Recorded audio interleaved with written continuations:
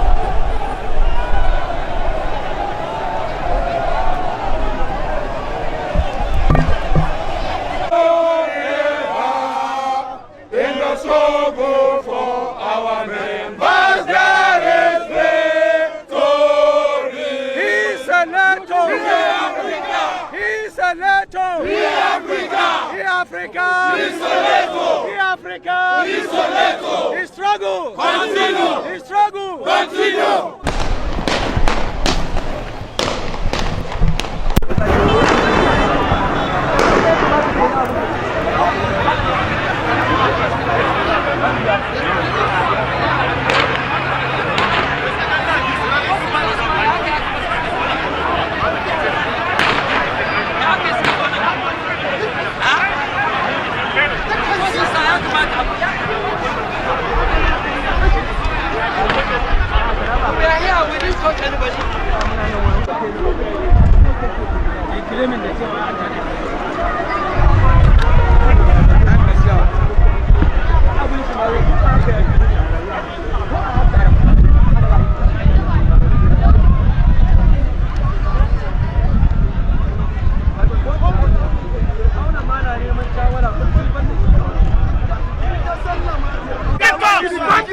Just imagine Nigerian police begging talks.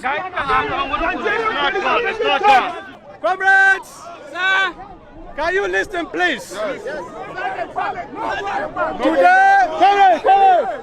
Comrades, today is a very sad moment in the history of democracy in Nigeria.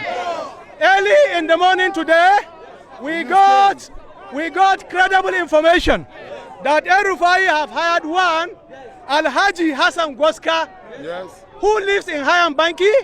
He was a car dealer and hired some thugs to come and attack us. I called the DSS headquarters. I called the DIG operation. I also called the state director of SSS. I gave them the information. While we are here, they came. But we thank God, we have dismantled them. We have chased them away because we have the number. We are not thugs and we are not using thugs. We are using Nigerian workers. And we thank God that we will catch them alive. And we are going to dismantle them.